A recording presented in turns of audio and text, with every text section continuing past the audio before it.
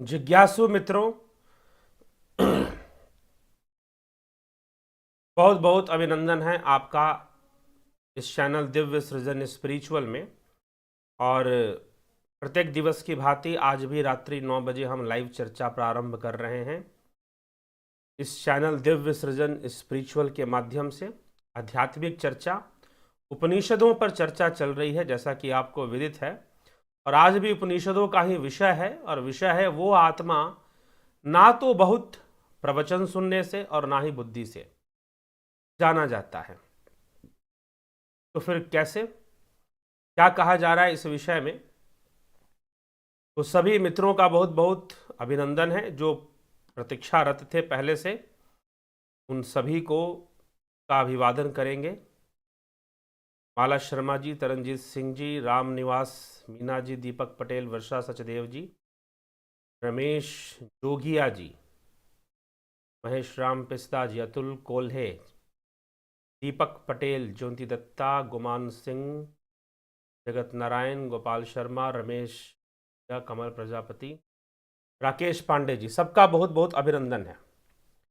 तो जिज्ञासुओं, चलिए आज के चर्चा पर हम चलते हैं। जो मित्र जुड़ रहे हैं वो कमेंट में अपने तथ्य रख सकते हैं, प्रश्न भी कर सकते हैं, और जो कर रहे हैं उनके कमेंट्स को बाद में पढ़ा जाएगा। आप अपने कमेंट्स करें, लेकिन जो प्रश्न होंगे उन्हीं पर चर्चा होगी। तो चलिए आगे के विषय। तो कल 18वें श्लोक तक हमने देखा था, प्रथम अध्याय द्वितीय वल्ली। आज द्वितीय वल्ली के हम आखिरी श्लोक तक देखेंगे कि क्या कठोपनिषद में चर्चा चल रही है। तो श्लोक है 19वां श्लोक। 18वें श्लोक तक हमने देखा था। 18वें श्लोक में क्या कहा गया था, चलिए उसको देख ही लेते हैं। न जायते म्रियते वा विपश्चिन्नायम कुतश्चिन्न बभूव कश्चित अजो नित्यम शाश्वतो अयम पुराणो न हन्यते हन्यमाने शरीरे। नित्य ज्ञान स्वरूप वह जो आत्मा है, न तो जन्मता न मरता, यह न तो स्वयं किसी से हुआ, कोई भी इससे हुआ, अर्थात यह न किसी का कार्य न कारण, नित्य शाश्वत पुरातन अर्थात क्षय और वृद्धि से रहित, शरीर के नष्ट होने पर भी इसका नाश नहीं होता, ना हन्यते हन्यमाने शरीर, साफ कहा गया। अब इसी को विस्तार करते हुए, इसी तथ्य का विस्तार करते हुए, इसी तथ्य को और बेहतर तरीके से समझाते हुए क्या कहा जाता है, ध्यान से सुनिए। हंता चेन मन्यते हंतुम हतश्चेन मन्यते हतम उभौ तौ न विजानितो नायम हंति न हन्यते। अब उनको और थोड़ा सा परेशानी हो सकता है जो कदापि ये बात स्वीकार नहीं करते कि शरीर का त्याग आत्मा करती है या नहीं करती है। नहीं करती है, आत्मा तो है ही, तो अगर आत्मा है तो मर कैसे गया आदमी? ये प्रश्न जिनके मन में है उनके लिए और बड़ी चैलेंज और बड़ी चुनौती इस श्लोक में है। यदि कोई मारने वाला व्यक्ति अपने को मारने में समर्थ मानता है, यदि मारा जाने वाला व्यक्ति, दोनों, एक मारने वाला और एक मारा जाने वाला, तो मारने वाला व्यक्ति यदि अपने आप को मारने में समर्थ समझता है, और दूसरा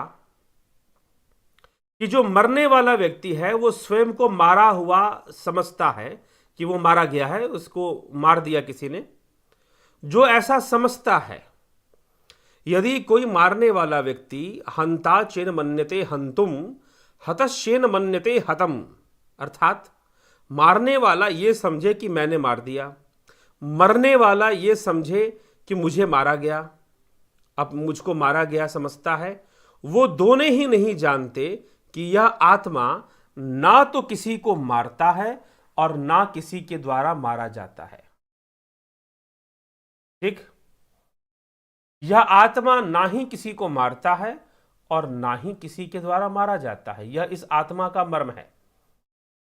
तो इस प्रकार से इसमें यहां पर समझाया गया, हंता चेन मन्यते हंतुम हतश्चेन मन्यते हतम उभौतो न विजानितो नायं हंति ना हन्यते।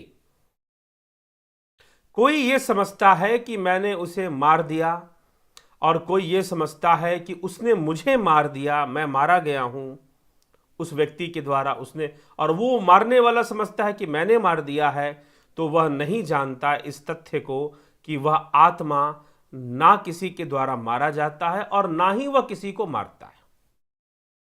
वह किसी को मारता भी नहीं है और ना उस किसी के द्वारा वो मारा जाता है।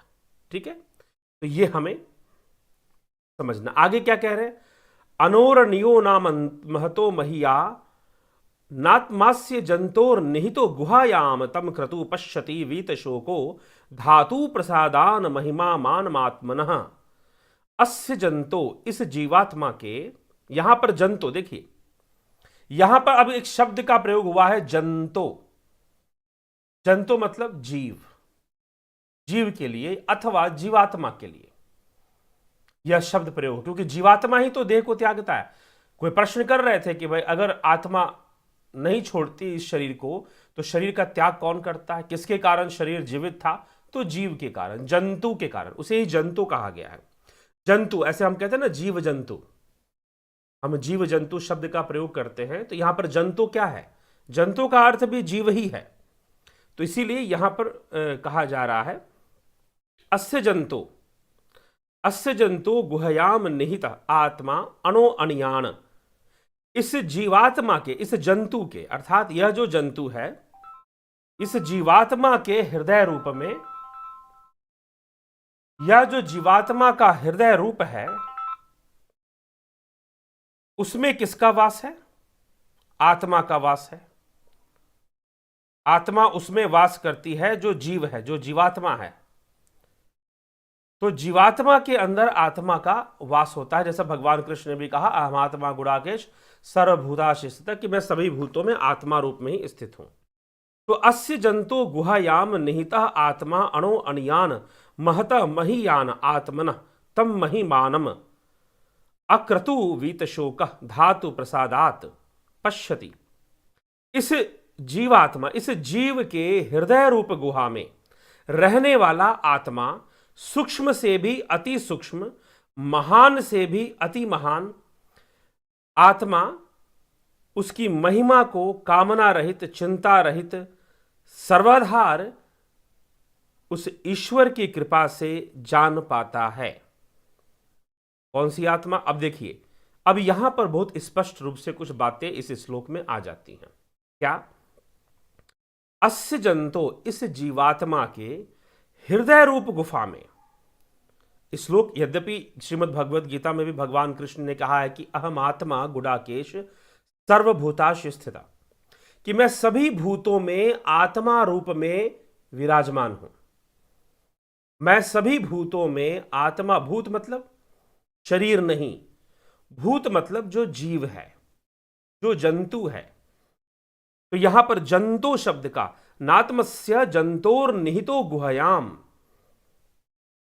यह शब्द का प्रयोग हो रहा है।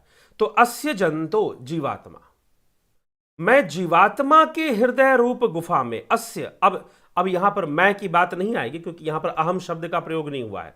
श्रीमद् भगवद गीता में हुआ है अहम आत्मा गुडाकेश, कि मैं आत्मा के रूप में विराजमान हूं सभी जीवों में, सभी शरीरों में नहीं, जीवों में। जीव क्या है? जो इस शरीर का त्याग करता है मृत्यु के समय। ठीक है, लेकिन सजीव निर्जीव जितनी भी वस्तुएं हैं, सब उस आत्मा के आधार पर हैं, सब उस ब्रह्म तत्व के आधार पर ही हैं। उसी के सकाश से सबकी सृष्टि है, उसी के सकाश से सबका अस्तित्व है। ठीक,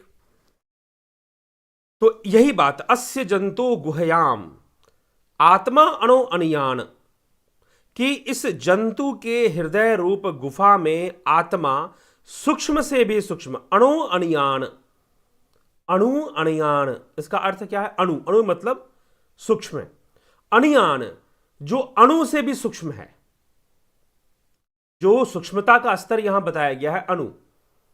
तो अणु अणियान अर्थात जो सूक्ष्म से भी अति सूक्ष्म, महतः महीयान जो महान से भी अति महान है, महता महीयान आत्मना तम महिमानम, आत्मा उसकी महिमा को कामना रहित और चिंता रहित, जिसको कोई चिंता ना हो, जिसको कोई कामना ना हो, ऐसा योगी, ऐसा साधक सर्वाधार उस आत्मा को, उस पद को, उस धातु को कृपा से, उसी की कृपा से अर्थात आत्मा की ही कृपा से जानता है।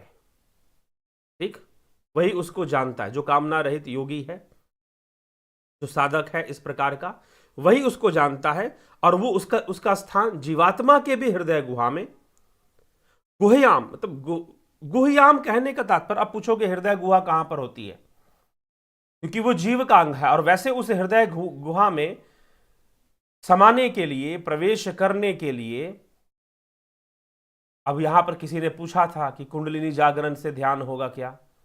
जी हां, आज्ञा चक्र, यहां से आप प्रवेश करोगे उस हृदय गुहा में। लेकिन वो हृदय गुहा किसका है? स्थूल शरीर का नहीं है। वह स्थूल शरीर का हृदय नहीं है, वह तो सूक्ष्म शरीर का है।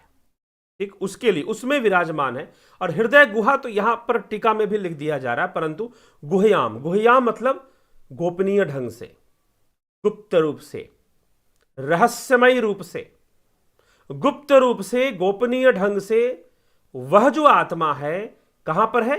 जीव के अंदर विद्यमान है। जीव के अंदर विद्यमान है।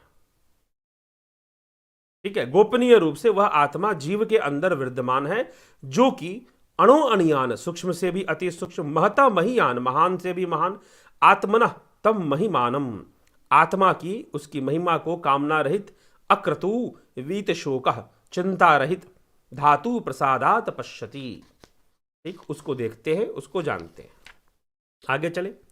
आसीनो दूरम व्रजति शयानो याति सर्वतः, कस्तम मदामदम देवम मदन्यो ज्ञातु मरहति।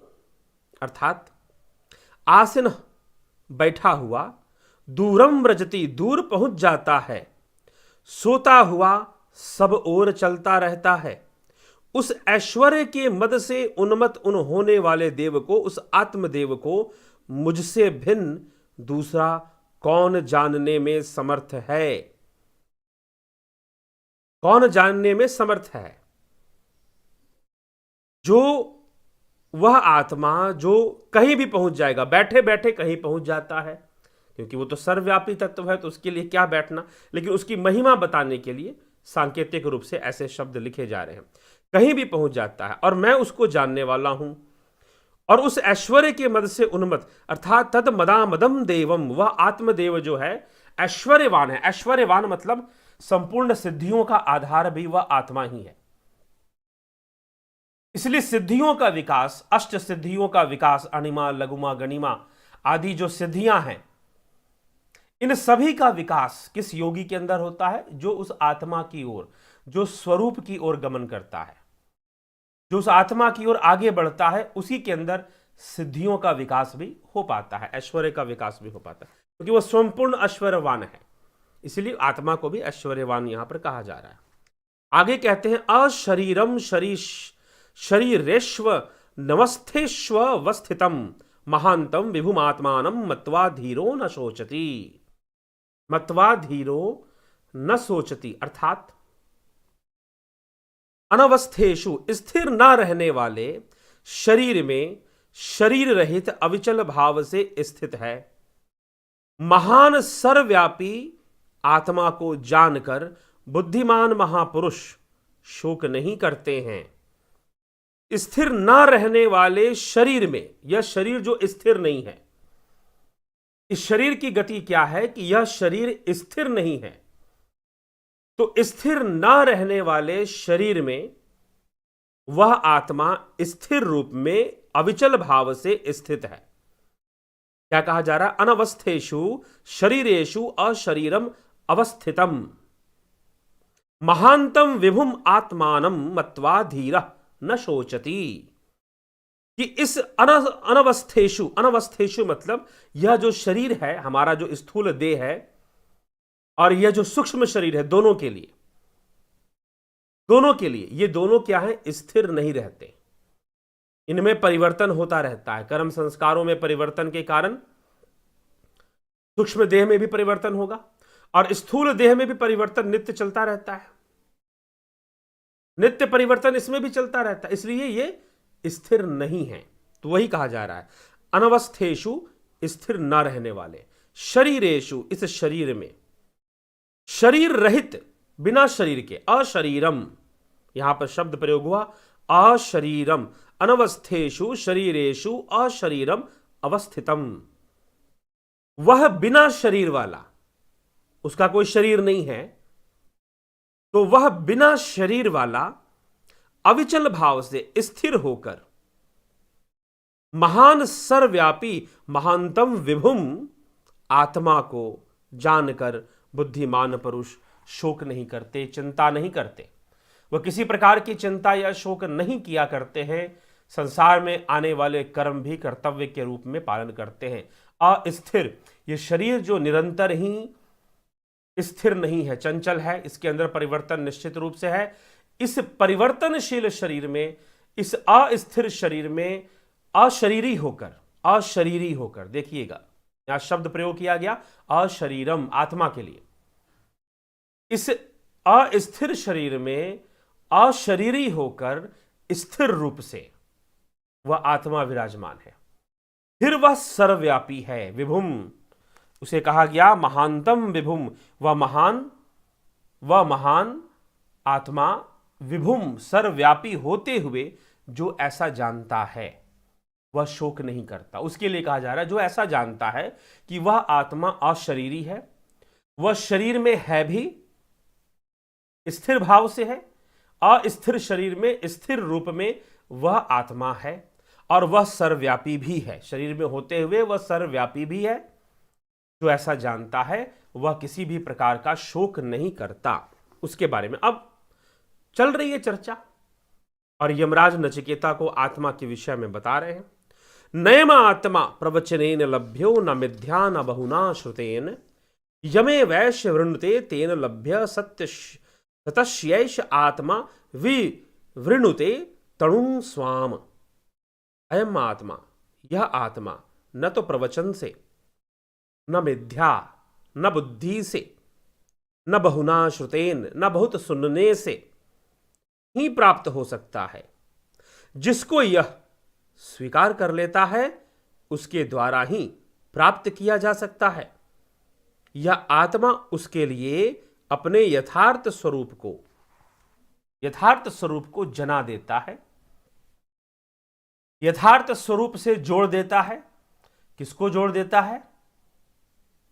जो कहने का तात्पर्य कि यह आत्मा ना बहुत प्रवचन से, ना बहुत बुद्धि प्रयोग कर लेने से, और ना ही बहुत सुन लेने से, इन सभी से इस आत्मा को कोई जान नहीं सकता।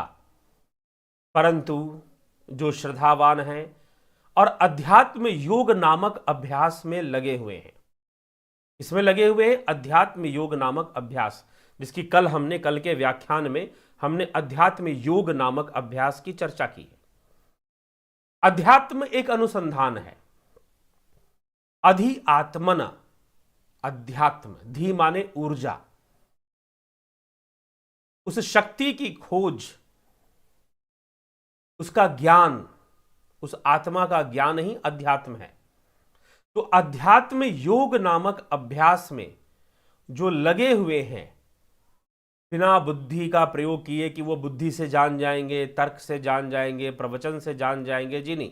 प्रवचन से क्या कर लोगे? सुनोगे इस कान से और उस कान से निकाल दोगे। कुछ लोग होते हैं जो सुना और ज्ञान बांटने के लिए अपने मुख से निकाल दिया। तो देखिए, मुख से निकालना बहुत आसान काम है। मैं भी यहां पर YouTube पर मुख से ही निकाल रहा हूं, परंतु उसको जानना एक अलग विषय है।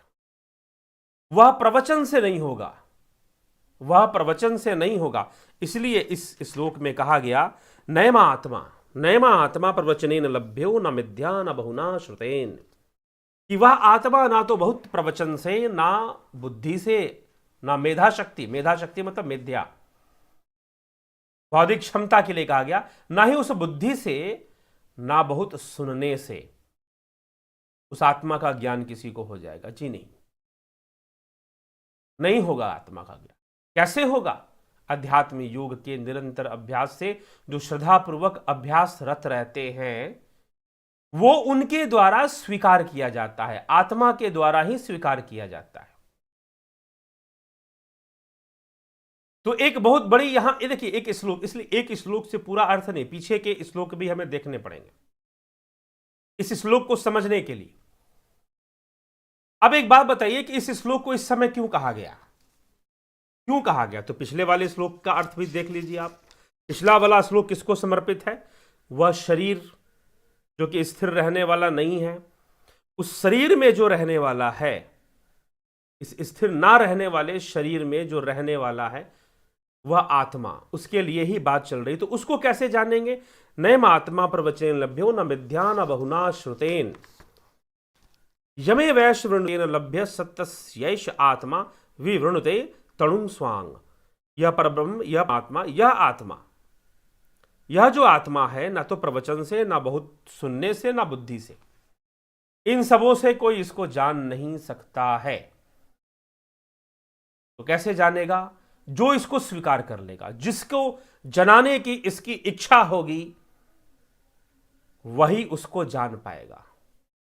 जिसको वो जना देना चाहता है, जिसको वो जना देना चाहता है कि वो जान ले, तो वही उसी को जान पाएगा। दूसरा कोई व्यक्ति उसको जान नहीं सकता जब तक उसकी इच्छा ना हो कि तुम जान लो। परंतु उसकी क्या इच्छा? ना तो वो मरने वाला, ना मारने वाला, ना जन्म लेने वाला, ना मृत्यु प्राप्त करने वाला, ना प्राप्त कराने वाला, ना मृत्यु का दाता, ना जन्म का दाता। वह आत्मा भला इसमें कहां से आ गया? वो भला क्यों इच्छा करेगा कि कोई उसको जान ले? वो भला क्यों इच्छा करेगा कि कोई उसे जान ले? तो कल हमने जो अध्यात्म अभ्यास योग की बात की कि अध्यात्म योग के अभ्यास से कोई उस आत्मा को जानने के योग्य बनता है और उसको आत्मा स्वीकार करता है। अब ऐसा कहा गया, इसके अनेक संकेत हैं इस बात के पीछे। जो सही तरीके से साधना आदि करते हैं वो इस बात को शायद थोड़ा थोड़ा समझ पा रहे हो कि ये जो यहां पर कहा जा रहा है कि ना प्रवचन से, ना बुद्धि से और ना बहुत सुनने से कोई आत्मा को जान पाएगा। आत्मा को वही जान पाएगा जिसको वो आत्मा जनाएगा, जिसके प्रति वो कृपा कर देगा कि भाई तुम मुझको जान लो, तभी कोई उसे जान पाएगा। लेकिन अब प्रश्न उठता है, कौन उसका भाई है, कौन भतीजा है, या कौन उसका दोस्त यार है, कौन उसका प्रेमी प्रेमिका है कि जिसको वो जना दे? क्योंकि जब उसी की इच्छा से जानना है तो उसका कोई तो पक्ष होना चाहिए ना, जिस पक्ष में उसको वो जान ले। ठीक है, मैं मिठाई खा रहा हूं और कहा जा रहा है कि जब तक मेरी इच्छा नहीं है तब तक कोई दूसरा नहीं खा सकता। तो भाई जो मेरा मित्र होगा, जो मेरा प्रशंसक होगा, जो मेरा भाई भतीजा जो भी हो, उनको मैं खिला दूंगा। या कोई जरूरतमंद दिखा मुझे भूखा तो उसको मैं खिला दूंगा, क्योंकि इच्छा तो मेरी है ना।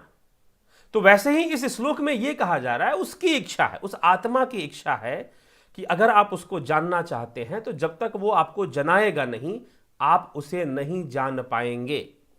लेकिन अब यहां पर एक प्रश्न चिन्ह आ जाएगा कि वह आत्मा किसको जनाएगा भाई? क्या रैंडमली है? कोई भी पापी, कोई भी कुछ भी होगा उसको जना देगा क्या?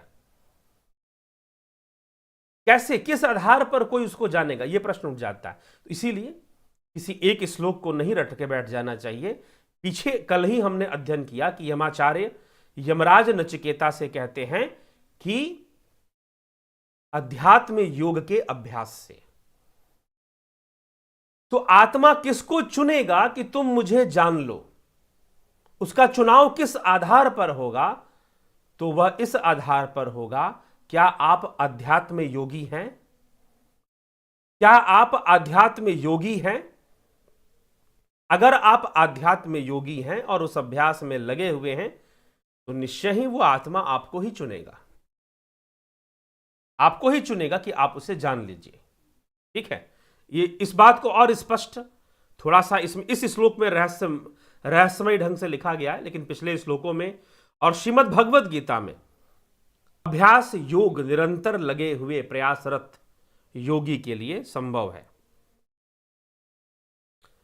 अब आगे क्या बतलाते हैं, ना विरतो दुश्चरिति ना शांतो ना समाहित ना शांतो मानसो वापि प्रज्ञानेन मा प्रुयात। अर्थात प्रज्ञानेन सूक्ष्म बुद्धि के द्वारा भी इस आत्मा को ना तो वह मनुष्य प्राप्त कर सकता है जो बुरे आचरणों से निवृत्त ना हुआ, न वह प्राप्त कर सकता है जो अशांत है, न वह कि जिसके मन इंद्रियां संयत नहीं हैं, और ना वही प्राप्त कर सकता है जिसका मन शांत नहीं है। तो न अशांतम, जो अच्छे आचरण का हो चाहे बुरे आचरण का हो, कोई फर्क नहीं पड़ता अगर वो अध्यात्म योगी ना हो, जो जिज्ञासु ना हो, जिसने इन कामनाओं के मूल को समझकर इनके प्रति जो स्पृहा है उस स्पृहा को नष्ट कर दिया हो, वही जान पाएगा। जिसने इसके प्रति स्पृहा को नष्ट कर दिया, स्पृहा कहने का मतलब अनासक्ति। आसक्ति प्रकार की हो सकती है, सकारात्मक और नकारात्मक, लेकिन अनासक्ति हमेशा एक ही प्रकार की होती है, वो दो प्रकार की नहीं होती। अनासक्ति कभी जबरदस्ती नहीं होती, अनासक्ति कोई घृणा का भाव भी नहीं है, क्योंकि घृणा का भाव भी आसक्ति है, त्याग का भाव भी आसक्ति है। बिना त्यागे ही उसे उस विषय में कोई आसक्ति ना रहे, कोई राग ना रहे, कोई मतलब रहे, वो वस्तु है या नहीं है इस बात से कोई मतलब ही ना रहे, तो अनासक्ति घटित होगी। तो वैसी स्थिति हो जो इन सब के कर्म फल के सिद्धांत को जानकर कि कर्म फलों का जो भोग है वह अनित्य है, जो कि पहले भी कठोपनिषद में बहुत विस्तार से बताया गया, कल के वीडियो में भी उसकी चर्चा हुई है।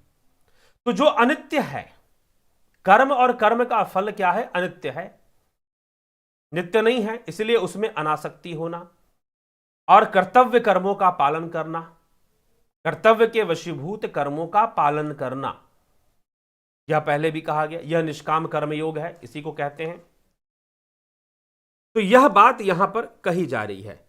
तो जो ऐसा है, इस प्रकार से जो कर्म करता है और अनासक्त रहता है, निश्चय ही जान लेता है। लेकिन जो अशांत है, जिसकी मन इंद्रियां संयत नहीं है, वह मनुष्य बहुत कुछ प्राप्त कर भी और सूक्ष्म बुद्धि का प्रयोग कर भी उस आत्मा को नहीं जान सकता। सूक्ष्म बुद्धि प्रज्ञानेन, पहले लिखा गया न मिथ्या न बहुना श्रुतेन, मिथ्या शब्द का प्रयोग हुआ, और फिर यहां पर प्रज्ञानेन, सूक्ष्म बुद्धि, प्रज्ञा मतलब सूक्ष्म बुद्धि, उसके द्वारा भी आत्मा को नहीं जान सकता। साधारण बुद्धि और सूक्ष्म बुद्धि दोनों के प्रयोग से वह आत्मा को नहीं जान सकता। फिर आगे लिखते हैं 25वें सूत्र में, 25वें श्लोक में, और यह द्वितीय वल्ली का आखिरी श्लोक है। क्या कहते हैं, यस्य ब्रह्म च छत्रम च उभे भवत ओदना मृत्युर्यस्योपसेचनम क इत्था वेद यत्र स।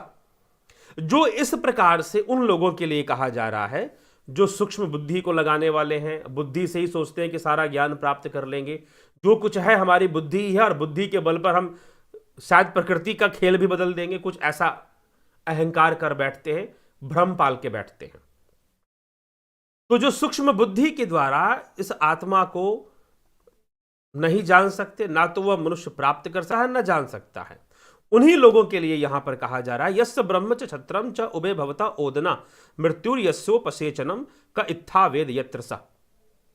इस संहार काल में इस आत्मा के लिए ब्रह्म च छत्रम च उभे, अर्थात ब्राह्मण और क्षत्रियों के लिए यहां पर ऐसा कहा जा रहा है कि ब्राह्मण और क्षत्रिय ये दोनों ही, अर्थात संपूर्ण प्राणी मात्र में और संपूर्ण इन दोनों के साथ साथ, क्योंकि माना जाता है कि जो साधना है और जो योग है और जो मोक्ष है वह निश्चय ही इन दोनों के द्वारा साध्य है। किसके द्वारा, ब्राह्मण और क्षत्रिय के द्वारा।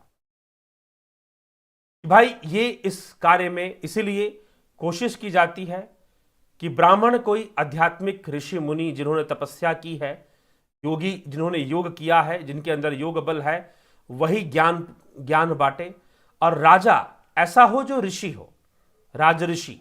तो इनके द्वारा मोक्ष सुलभ माना गया है शास्त्रों में, इसलिए यहां पर ब्राह्मण क्षत्रिय शब्द का प्रयोग आ गया है।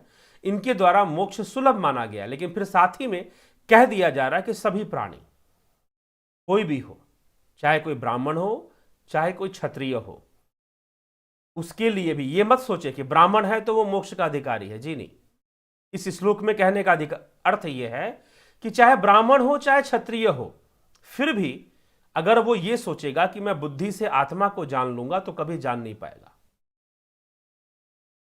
अगर वो ये सोचेगा कि बुद्धि से आत्मा को जान लेगा, तर्कों से आत्मा को जान लेगा, तो वो कभी जान नहीं पाएगा, चाहे वो ब्राह्मण कुल में ही उसका जन्म हुआ हो चाहे क्षत्रिय कुल में भी उसका जन्म हुआ हो। उन्हीं के लिए कह रहे हैं यस्य ब्रह्म च क्षत्रम च उभते भवता औदना। और वो सभी जो उस आत्मा को नहीं जानते उनका क्या हश्र होगा, वो यहां बताया जा रहा है। सभी ब्राह्मण क्षत्रिय नाम, इन दोनों का नाम लेकर कहा जा रहा है। क्यों कहा जा रहा है? क्योंकि ऐसी मान्यता है कि जो ब्राह्मण है वो मोक्ष का अधिकारी है, कोई राजा है तो वह भी मोक्ष का अधिकारी होगा, वह भी देवताओं का प्रतिनिधि माना जाता है, राजा भी। तो इसीलिए यहां पर कहा जा रहा है कि वह आत्मा के ब्राह्मण और क्षत्रिय ये दोनों और सभी प्राणी मात्र भोजन बन जाते हैं।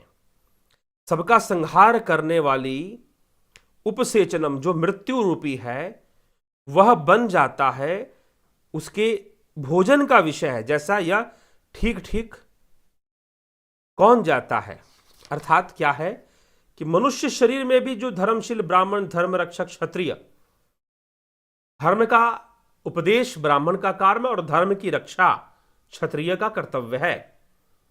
क्षत्रिय का कर्तव्य है कि वो धर्म रक्षा करे।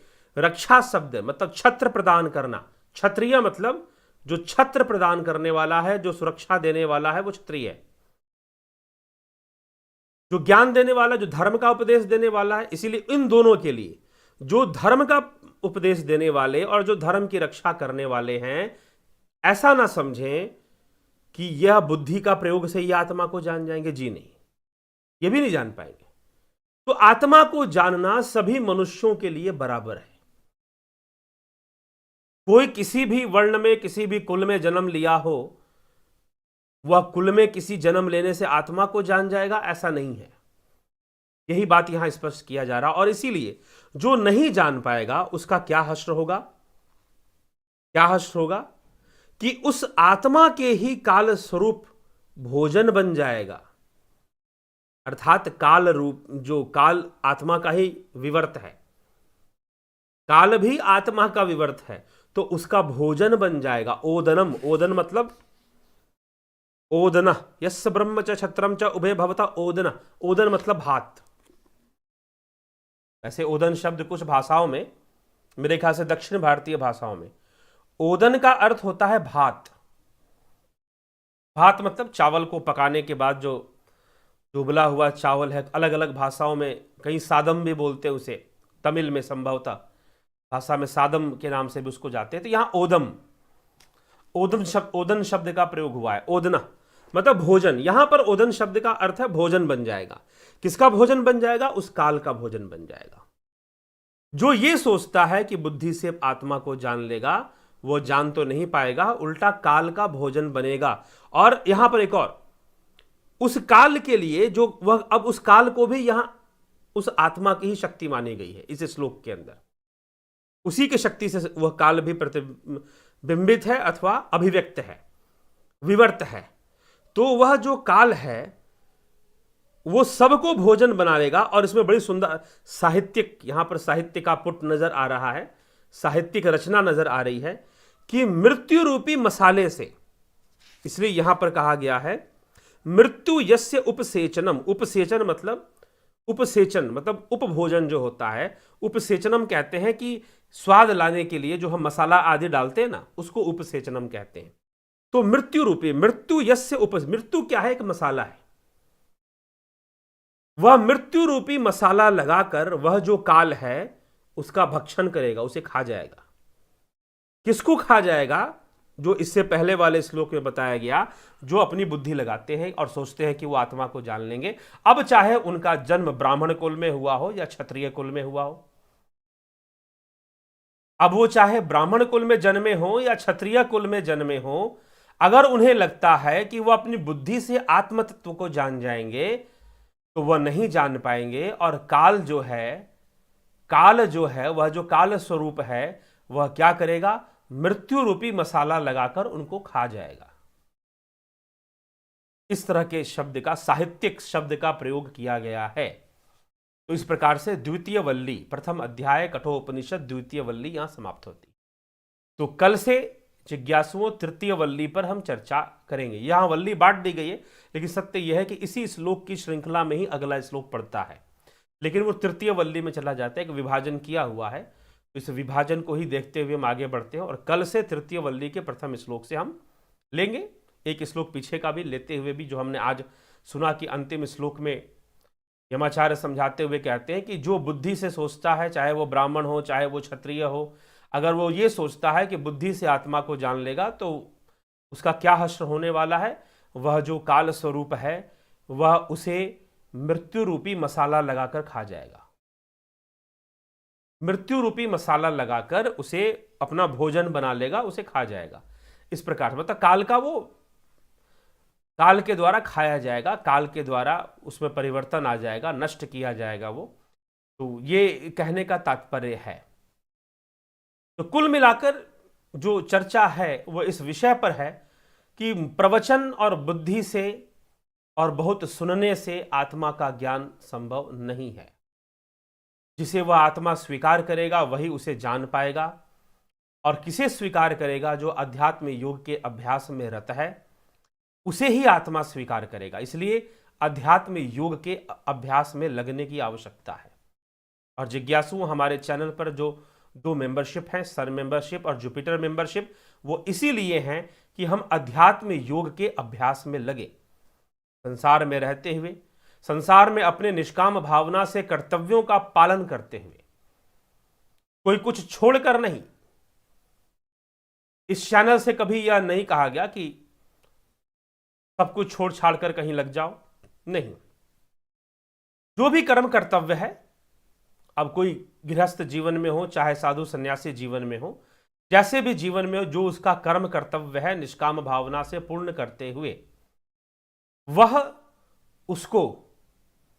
उसका पालन करे, और उसका पालन करते हुए अपने कर्तव्य कर्मों की पूर्ति करते हुए वह निष्काम भाव से लगा रहे, साधना में रत हो जाए, और निश्चय ही वो उस आत्मा के द्वारा चुन लिया जाएगा, क्योंकि वही उसके योग्य बन पाएगा, अन्यथा नहीं। तो आइए इसी के साथ देखते हैं आपके कमेंट्स क्या हैं।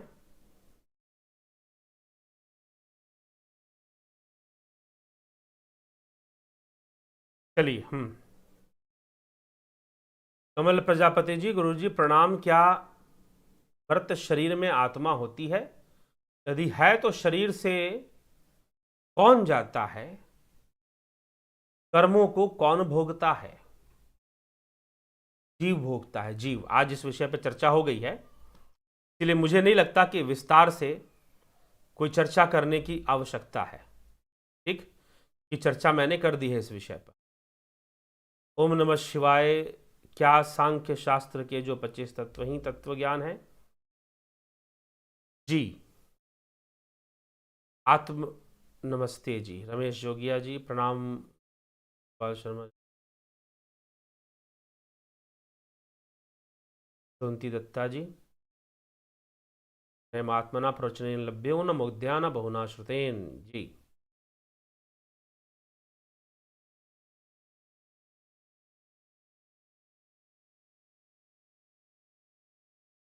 हाँ जी, परश प्रणाम। जय जय श्री राम। आत्मा प्रवचन लभ्यो न विद्या न बहुना श्रुते। जी हाँ, माला शर्मा जी की बात है। आत्मा रथ है तो परमात्मा रथ ही है। जय श्री कृष्ण।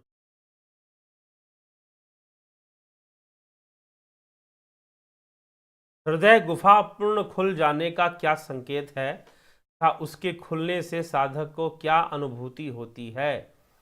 उसके खुलने से साधक को आत्म तत्व का अनुभव होना शुरू होता है, प्रतिबिंब के रूप में ही होता है पहले, तो उससे स्थिरता आती है, स्थिरता का अनुभव, आनंद का अनुभव, को होने लग जाता है, सूक्ष्मता का अनुभव उसे होने लग जाता है।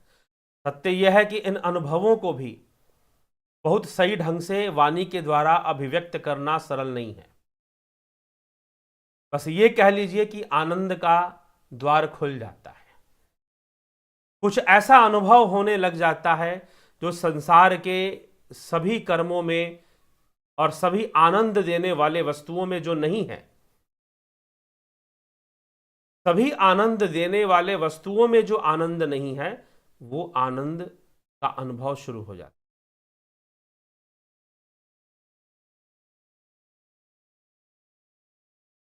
You are saying right now about the soul is the away from imagination. Atma is not soul. The concept of soul is different from the concept of Atma. Yes, only a yogi can know about soul. Jai Shri Ram, Yogendra Pandit.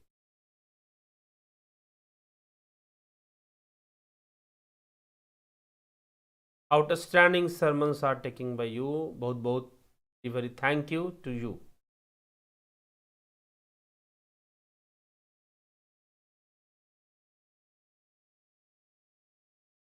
आत्मा तो निर्गुण है, भावातीत है, फिर वो किसी को क्यों जानना चाहिए? वो भला क्यों किसी को जानना चाहिए? आत्मा को क्या आवश्यकता कि वो किसी को जाने? आवश्यकता तो जीव को है कि वो आत्मा को जाने।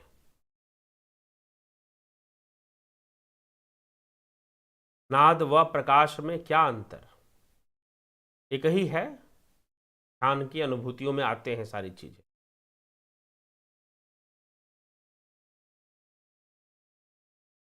बिल्कुल सही बात अंकित कुमार जी। जब तक हम ही जानने में जिज्ञासु ना होंगे तब तक कौन आत्मा के स्वरूप को जना सकता? बिल्कुल सही बात। जब तक हम जिज्ञासु नहीं होंगे भला वो हमें क्यों जनाएगा?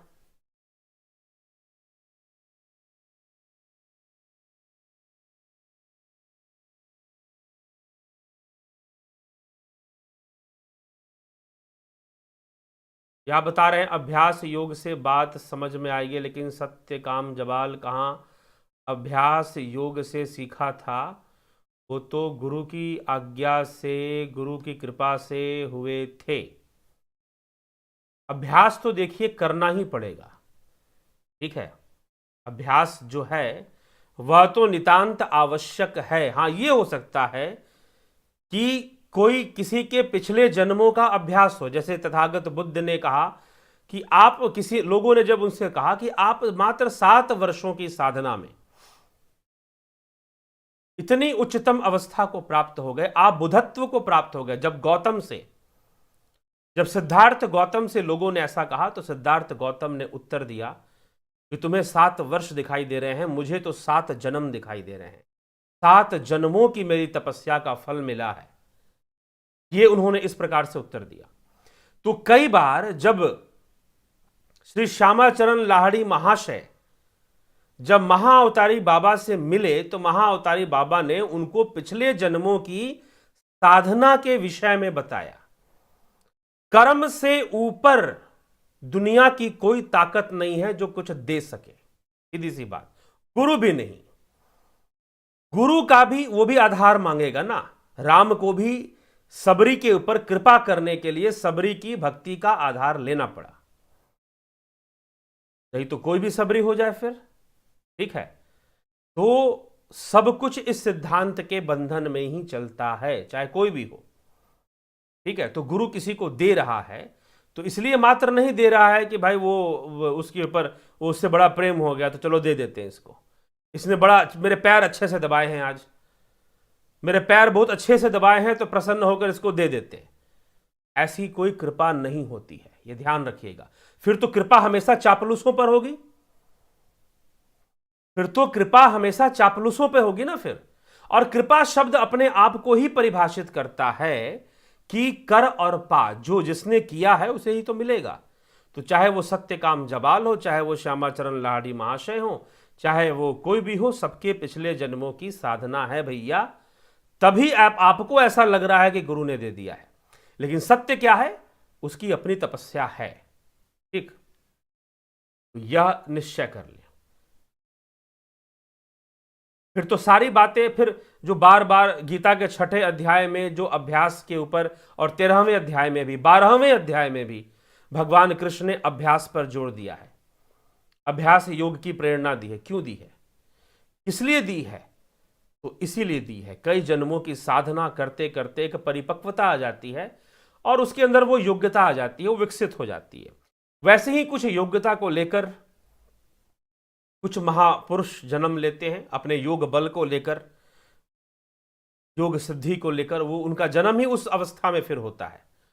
तो जब वो ऐसी अवस्था में आते हो तो उनको बहुत कम समय लगता है, बहुत कम समय लगता है। अब उसको, उस समय को लाने में चाहे कोई गुरु माध्यम बने, चाहे जो भी माध्यम बन जाए, वो अलग बात है।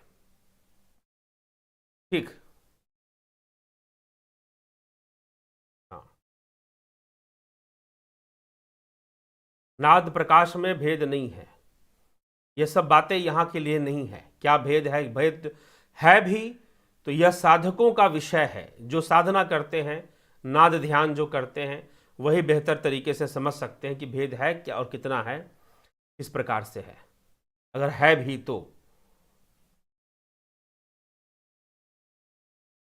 जय Bharat. We will have to create an interest towards about soul. जय हो। अभ्यास तथा सभी आध्यात्मिक साधनों का आश्रय ही जिज्ञासा। चित्त स्वरूप क्या है? चित्त स्वरूप बताया जा चुका है पहले भी। पर विजय प्राप्त किया वह क्षत्रिय तथा जिसकी आत्मा बुद्धि ही है वही ब्राह्मण। चलिए, ठीक है, कहने के लिए, उपदेश के लिए, प्रेरणा के लिए। काल अकाल दोनों ही माँ दुर्गा है जी।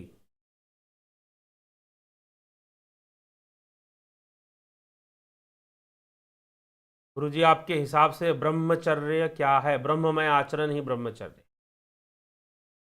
ब्रह्मचर्य अर्थात ब्रह्ममय आचरण ही ब्रह्मचर्य। ठीक है, इसी को ब्रह्मचर्य कहते हैं सिर्फ। हाँ, लेकिन आप ब्रह्मचर्य मतलब मात्र वीर्य संचय ब्रह्मचर्य नहीं है। ठीक है, ब्रह्ममय आचरण।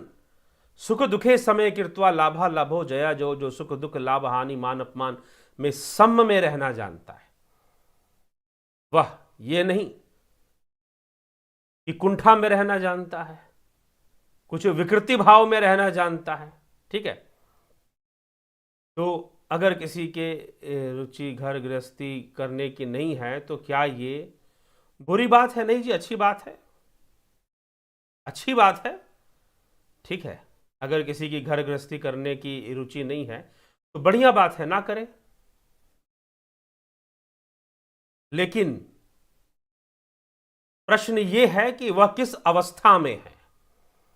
अगर सम अवस्था में नहीं है तो आज रुचि नहीं तो कल शायद रुचि फिर से आ जाए।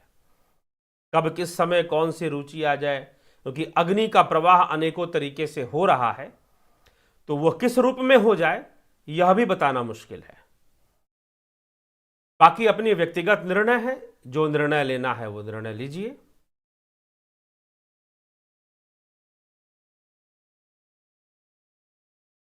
जो कुछ लोग कहते हैं कि मरने के बाद भी वो दिखाई दिया, ये कैसे मुमकिन है?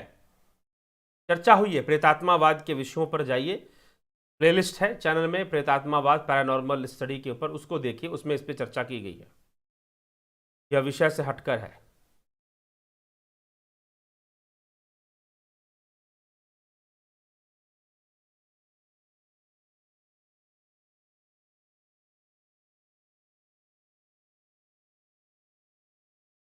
ठीक, अगर कॉन्शियसनेस एक है तो मेरा अनुभव सिर्फ मैं ही क्यों जानता हूं, क्योंकि वह एक ही जीव है। कॉन्शियसनेस एक होना और जीव का एक होना।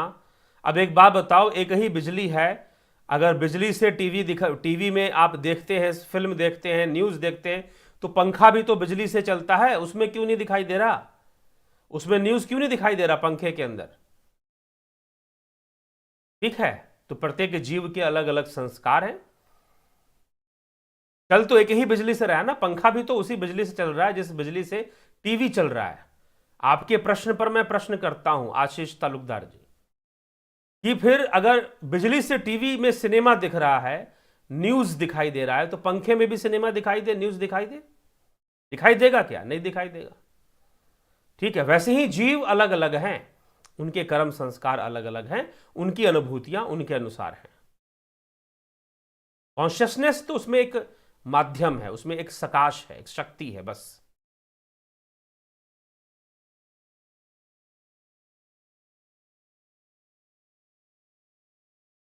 गुरु जी, क्या ध्यान योगी को कभी मृत्यु निकट आने से भी ध्यान योगी ध्यान योग की शक्ति से मृत्यु को दूर कर सकता है?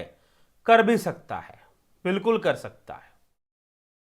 ठीक, मृत्यु टाली जा सकती है, कई तरीके हैं टालने के वैसे तो, लेकिन हाँ, एक बहुत ही जोर होता है कर्मों का कि जहां पर मृत्यु होना ही होता है तो होता भी है, लेकिन ध्यान योगी अगर चाहे तो इसको टाल भी सकता है।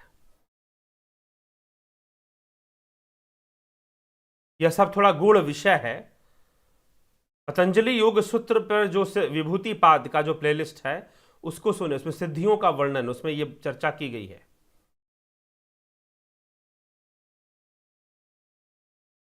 सत्य साधक की व्याख्या क्या है? सत्य साधक जो साधना के मार्ग पर लगा हुआ है, जो अभ्यासी है, जो अभ्यासी है, जो ये समझता है कि संसार के जो कर्म फल हैं वह अनित्य हैं, नित्य नहीं है, वह उसे अत्यंत सुख नहीं दे सकते, वह उसे सुखी नहीं कर सकते। जो यह जानता है, जो इस रहस्य को समझता है, कर्म फल की अनित्यता को और संसार की अनित्यता को जो समझता है और निरंतर अभ्यास में लगा रहता है, वही सत्य साधक है। ठीक है, अब दूसरा एक और प्रश्न उठता है, तो जो क्या ऐसा सत्य साधक है उसके अंदर विकार उत्पन्न नहीं होंगे? कर्मों के वशीभूत हो सकते हैं, उसके अंदर विकार उत्पन्न स्वाभाविक रूप से हो सकते हैं। विकार नहीं उत्पन्न होने का कोई लेबल तो होता नहीं कि किसी संस्था में जाकर आप भर्ती हो जाओ या कहीं जाकर बैठ जाओ तो आपके ऊपर लेबल लग गया कि हाँ भाई फलाने आदमी भक्त हैं और इनके अंदर विकार उत्पन्न नहीं होगा। ठीक है, तो हो ही जाएगा। तो इसीलिए सत्य साधक कौन है? जो अभ्यास के प्रति समर्पित है, अभ्यासी है, निरंतर अभ्यास में लगा हुआ है और अपने कर्म कर्तव्य में लगा हुआ है, अपने कर्तव्य कर्म में लगा हुआ है। कर्तव्य कर्म मतलब निष्काम भावना से कर्म को करना, निष्काम भावना से जो परिस्थितियां उसके सामने आ रही हैं उन कर्तव्यों का पालन, जो स्वभाव के वशीभूत, जो धर्म के वशीभूत उसे प्राप्त है, उन कर्तव्यों का पालन करना, जिसे भगवान कृष्ण ने स्वधर्म कहा है। तो श्रीमद् भगवत गीता में जो सत्य साधक का प्रश्न कर रहे हैं कि सत्य साधक कौन है, तो श्रीमद् भगवत गीता से अच्छा कहां मिलेगा इस बात का उत्तर? तो जो अपने कर्तव्य कर्मों को निष्काम भाव से करते हुए कर्म फलों को अनित्य समझते हुए, कठोपनिषद में कर्म फल की अनित्यता का विशेष वर्णन है, कर्म फल अनित्य हैं, तो अनित्य समझते हुए इनमें अनासक्त रहते हुए लेकिन प्रारब्ध के वशीभूत जो कर्तव्य कर्म प्राप्त हो रहे हैं उनको करते हुए निरंतर अभ्यासरत रहे, निरंतर साधना में अभ्यासरत रहे। निरोधात्मक साधना, योगश्चित्त वृत्ति निरोधा जिसे कहा गया, निरोधात्मक साधना में अभ्यासरत रहे, वो साधक है, वही सत्य साधक है। बस यही इसके लिए कह सकते। और सत्य साधक किसी के चेहरे पर नहीं लिखा, किसी के कुर्ते पे नहीं लिखा कि वो सत्य साधक है। ठीक है, कौन ये? देखिए सबसे बड़ी बात क्या है ना कि यह आपकी जिम्मेदारी है, यह आप साधना करना है, आपको अध्यात्म के मार्ग पर चलना है, यह किसी व्यक्तिगत जिम्मेदारी होती है। लेकिन दुर्भाग्यपूर्ण क्या है कि जब आदमी धर्म के रास्ते पर चलता है तो वह प्रशंसा ढूंढता है, वह सम्मान ढूंढता है, और कई बार तो प्रशंसा और सम्मान के मोह में ही वह धर्म के रास्ते पर चलता है। ठीक है, हनुमान जी जब उड़े सुंदरकांड में तो मैनाक पर्वत ने आकर उन्हें सम्मान दिया, तो सम्मान मिलेगा जब आप ऐसे मार्ग पर चलेंगे तो आपको सम्मान भी मिलेगा, लेकिन आप उस सम्मान में फंसे हैं या नहीं फंसे हैं, यह आपका विषय है। तो सर्वप्रथम एक बात ध्यान रखिएगा, जो अध्यात्म है और जो धर्म है, यह व्यक्तिगत विषय है कि आप कितनी ईमानदारी से चलने के लिए तैयार है। हां, संगत का असर होता है, संगत से, लेकिन बहुत ही निम्न स्तर पर यह बात है कि संगत का असर होता है।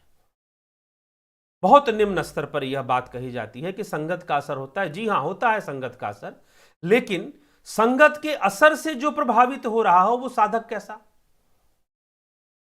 वो साधक ही कैसा जो संगत बिगड़ने से बिगड़ जाए और संगत अच्छा होने से अच्छा हो जाए, भक्तों की संगत में भक्त बन जाए, चोरों की संगत में चोर बन जाए, तो वो साधक तो नहीं हुआ ना। ये तो साधारण मनुष्य के लिए कहा जाता है कि जैसी संगत वैसी रंगत। गोस्वामी तुलसीदास जी ने भी इसको बहुत अच्छे से रामचरितमानस में लिखा है कि जो जैसा संग करेगा वो वैसा ही हो जाएगा। ठीक है, गगन चढ़ई रज पवन प्रसंगा, मिल ही नीच कीच जल संगा। गगन चढ़ई रज पवन प्रसंगा, रज धूल जो है वायु का संग करके आकाश में चढ़ जाती है, वही धूल पानी का संग करके कीचड़ बन जाती है। यह संगत का प्रभाव है। परंतु साधक संगतों से प्रभावित नहीं होता, उसकी साधना तो निरंतर चलती रहती है। तो साधक कौन है? जो निष्काम भावना से अपने कर्तव्य कर्मों को करता हुआ निरंतर अभ्यास में लगा रहे, निष्काम और कर्तव्य कर्मों को करता हुआ, कोई विशेष कर्म कर देना उसका उद्देश्य ना हो, बल्कि कर्तव्य पालना के उद्देश्य से वो सारे कर्मों को करता है। ठीक है,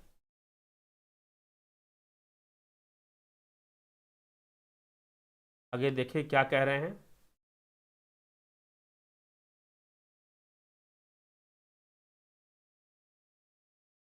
क्या भगवान को पूरी तरह समर्पण करने से प्रारब्ध कर्म मिट जाते हैं? जी नहीं, प्रारब्ध कर्म फिर भी नहीं मिटते। हाँ, समर्पित कर देने से जो उसका दुख मिलना है उस दुख में कमी जरूर आ जाएगी, और जो सुख मिलना है उस सुख में आसक्ति कम रहेगी। यह समर्पण का लाभ होगा, लेकिन मिट जाएगा ऐसा नहीं, क्योंकि यह जो समर्पण है यह भावात्मक समर्पण है, और एक समर्पण है आध्यात्मिक, जिसमें पूरी तरह से हम निरोध कर देते हैं अपने वृत्तियों का। ओम क्या है? ओम, ओम ही ब्रह्म है। ये आगे चर्चा आएगी, इसमें भी चर्चा आई। कायाकल्प क्या है? कहने से किया जाता है, क्या सिद्धि? हाँ, पतंजलि योग सूत्र के विभूति पाद के प्लेलिस्ट में जाइए हमारे चैनल पर, उसमें इसका वर्णन है कायाकल्प का, क्योंकि यह विषय से हटकर प्रश्न है। जवानी में जीव कथु निलकता है, जीव स्वार्थी है। जी,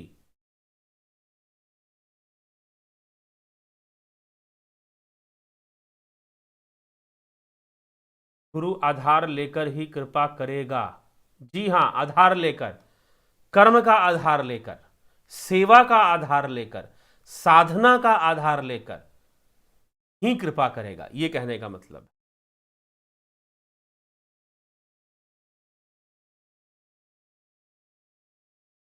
तीनों गुणों का संयम बनाकर जीवन जीने की कला ही। तो मित्रों, प्रश्न आज बहुत अधिक है और समय इजाजत नहीं दे रहा है कि आगे बढ़ा जाए। ठीक है, तो यहीं पर विराम देते हैं। ठीक